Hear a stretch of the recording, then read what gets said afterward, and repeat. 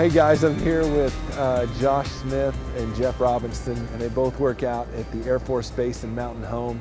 And they're gonna show us around a little bit and show us some of the weapons that they use and some of the planes that they work on. Together, these guys have 27 years of experience serving in our military. Jeff here is a master sergeant, and Josh is a tech sergeant. That's all Greek to me, but I'm learning as I go. So join us, we'll look around and show you a few cool things.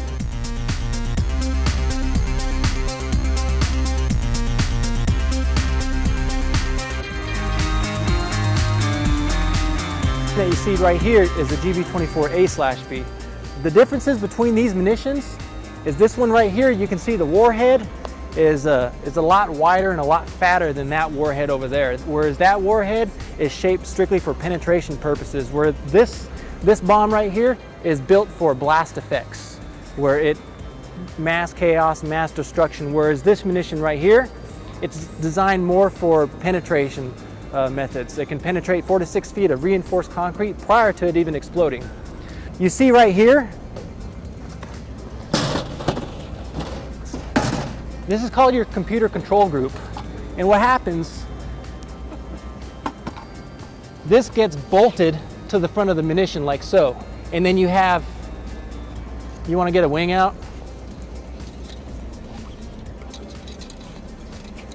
And then you have the wings that go inside here. This is what makes the laser guided munition. This is a pretty technologically advanced munition. It is probably one of the most reliable munitions that we have in the Air Force. You can take it off. The reason why it's so reliable is because this seeker head that you see right here, detects the laser guidance from the aircraft. The targeting pod from the aircraft sends a signal down to the target, and this laser simply just guides it.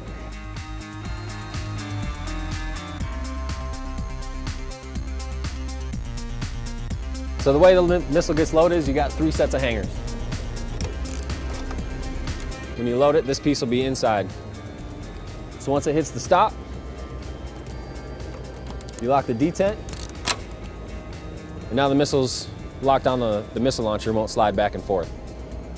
These parts back here keep it swedged so it doesn't have too much shaking. Now when the pilot goes to push the button, the rocket motor fires, but it doesn't automatically sling off. The rocket motor has to build up enough pressure to overcome the stop. And once it builds up enough pressure, these fall forward and the missile just flies away. I thought this would be a great opportunity just to talk about what the Bible considers one of the great deadly weapons. And it's not bombs, it's not the brimstone that he sent to Sodom and Gomorrah, it's not the flood waters that he sent to Noah, but it's the tongue. You know, James says in James chapter 3 that the tongue is a small part of the body, but it's like a rudder that can move an entire ship.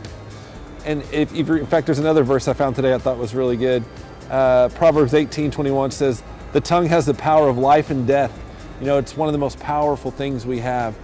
And before any of these bombs go off, so much can be stopped just with what is said, with words, with people sitting down and talking. And I think the same is true in our life, not just on this global scale here at a big Air Force base, but for you and I personally, we can stop the wars in the battles in our life just by the words that we use, just by being an encourager or sitting down and talking with somebody about an issue instead of letting things get out of hand. So let me encourage you, if you haven't read your word today, maybe open it up and catch some James chapter 3.